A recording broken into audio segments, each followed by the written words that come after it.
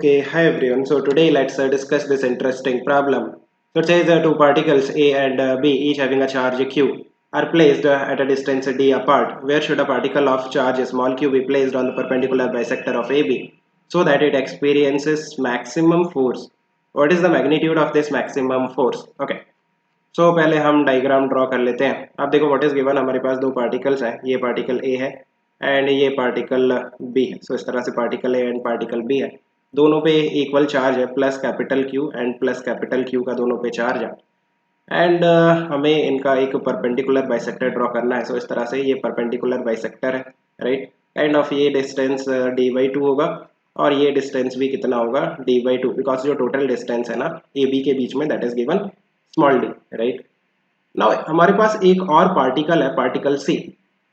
उसे हमें इस परपेंडिकुलर बाइसेक्टर में कहीं पे प्लेस करना है. Let's say this is the location of particle C, right. Particle C पे कितना चार्ज है, स्मॉल क्यू का चार्ज है. एंड हमें इस तरह से इस पार्टिकल सी को प्लेस करना है सो दैट इस पे जो नेट फोर्स होगा ना, इलेक्ट्रोस्टैटिक फोर्स, वो मैक्सिमम होगा. सो लेट्स से ये जो पर्टिकुलर डिस्टेंस है ना, ये जो डिस्टेंस है ये x है, राइट. नाउ सी पे कितने फोर्सेस लगेंगे, एक फोर्स लगेगा बाय ए. जो ए है वो सी को रिपेल करेगा, इस डायरेक्शन में फोर्स लगेगा, electrostatic force of repulsion. Let's say F E क्या है, electrostatic force of repulsion on particle C by particle A, जिसका मैग्नीट्यूड होगा k small q capital Q divided by, अभी इनके बीच में जो डिस्टेंस है, आप देखो ये ट्रायंगल राइट एंगल है, ये x है और ये d/2 है. सो हाइपोटेनियस कितना होगा, under root of x square plus D square by 4. So जो डिस्टेंस है particle A and particle C के बीच में उसका स्क्वायर, सो हाइपोटेनियस का square, so it will be x square plus D square by 4, right. एक और force लगेगा पार्टिकल सी पे बाय पार्टिकल बी. जो पार्टिकल बी है वो भी पार्टिकल सी को रिपेल करेगा. सो इस डायरेक्शन में एक फोर्स लगेगा, वो भी सेम ही होगा ना, एफ ई, जिसका मैग्नीट्यूड होगा k small q capital Q divided bye x square plus D square by 4. You can see, symmetry से भी आप कह सकते हो. और यू कैन सी कि ये वाला जो डिस्टेंस है ना, ये वाला हाइपोटेनियस भी कितना होगा, x square plus D square by 4. ना दो फोर्सेस लगेंगे पार्टिकल सी पे. सो हमें नेट फोर्स पहले फाइंड आउट करना पड़ेगा. So net force find out करने के लिए आपको कंपोनेंट लेने पड़ेंगे हॉरिजॉन्टल एंड वर्टिकल डायरेक्शन में. ये आपके पास वर्टिकल डायरेक्शन है और ये आपके पास हॉरिजॉन्टल डायरेक्शन है. नाउ कंपोनेंट के लिए आपको एंगल पता होना चाहिए. So let's say this angle is theta, then ये एंगल भी कितना हो जाएगा, थीटा. सिमेट्री से आप कह सकते हो कि ये एंगल भी थीटा होगा, then this angle will also be theta. Now F E के कंपोनेंट ले लो. ये वाला जो एफ ई है इसके हॉरिजॉन्टल डायरेक्शन में आएगा एफ ई का cos theta and vertical direction में आएगा इस डायरेक्शन में एफ ई का साइन थीटा. सिमिलरली ये वाला जो एफ ई है इसका हॉरिजॉन्टल डायरेक्शन में इस डायरेक्शन में आएगा एफ ई का cos theta and vertical direction में आएगा इस डायरेक्शन में एफ ई का साइन थीटा.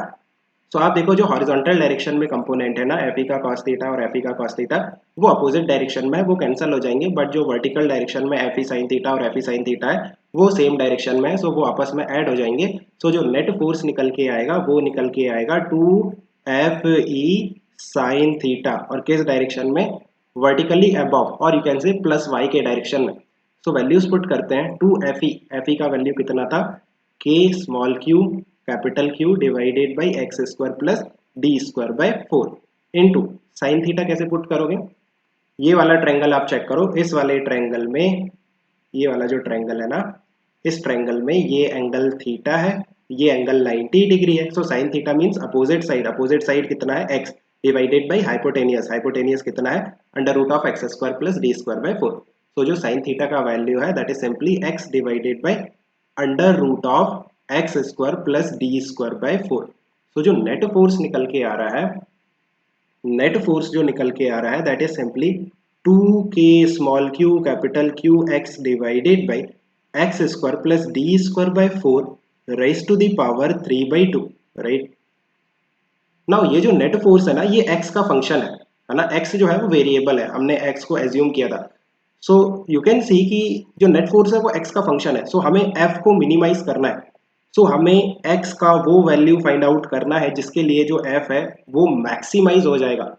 आप इस तरह से फील करो जैसे हम क्या करते हैं, हमारे पास y होता है x का फंक्शन है ना. सो हमें x का वो वैल्यू फाइंड आउट करना है जिसके लिए y मैक्सिमाइज हो जाए.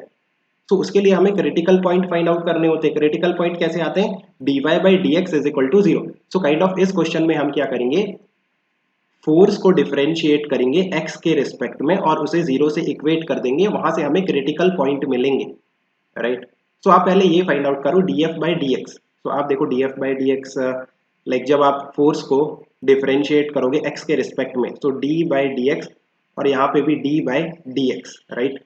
नाउ कैसे डिफरेंशिएट करोगे? आप देखो ये जो है 2k small q capital Q, ये तो कांस्टेंट है, बाहर आ जाएगा। सो 2k small q capital Q बाहर आ गया। डिफरेंशिएशन लेना है आपको x के साथ, x divided by x square plus D square by 4 raise to the power 3/2 का, और उसे 0 से इक्वेट करना है, राइट। ये यहाँ से 0 से इक्वेट करना है। सो ये तो टर्म कांस्टेंट है, इसे 0 के डिवाइड में भेज दो, सो ये 0 हो गया। सो काइंड ऑफ इसका जो डिफरेंशिएशन है ना, इस टर्म का जो डिफरेंशिएशन है वो 0 आना चाहिए। सो कैसे करेंगे? देखो ये डिवाइड में है, तो जो डिवाइड वाला रूल है वो आप यूज करो। डिवाइड वाला रूल क्या कहता है कि पहले न्यूमरेटर का डिफरेंशिएशन होगा, न्यूमरेटर में x है, उसका डिफरेंशिएशन x के साथ 1 हो जाएगा, जो डिनोमिनेटर है वो कांस्टेंट रहेगा। So X square plus D square by 4 raise to the power, ये जो 3/2 है ये एज इट इज आ गया, माइनस अभी जो न्यूमरेटर है वो कांस्टेंट रहेगा और डिनोमिनेटर का डिफरेंशिएशन करो। सो जो डिनोमिनेटर है x square plus D square by 4 raise to the power 3/2, इसका डिफरेंशिएशन करोगे तो जो 3/2 पावर है वो बाहर आ जाएगा, और इस टर्म में से X square plus D square by 4 यहां से एक पावर कम हो जाएगा, 3/2 minus 1, so it will be simply 1/2। अभी चेन रूल का यूज करना पड़ेगा। So X square plus D square by 4 का डिफरेंशिएशन, ये जो अंदर वाला टर्म है ना, इसका डिफरेंशिएशन होगा, so it will be simply 2x। और फिर डिवाइड में क्या आता है? डिवाइड में आता है डिनोमिनेटर का स्क्वायर। सो अब देखो डिनोमिनेटर में x square plus D square by 4 raise to the power 3/2 था, सो उसका स्क्वायर होगा, so it will be x square plus D square by 4 और 3/2 into 2, so that will be 3, so that is equal to 0। मैंने differentiation rule use किया u upon v का। जब आप differentiation करते हो तो u का differentiation v constant minus v का differentiation u constant divided by v का स्क्वायर, राइट। वही रूल मैंने यूज किया है और ये आपको आना चाहिए, ठीक है।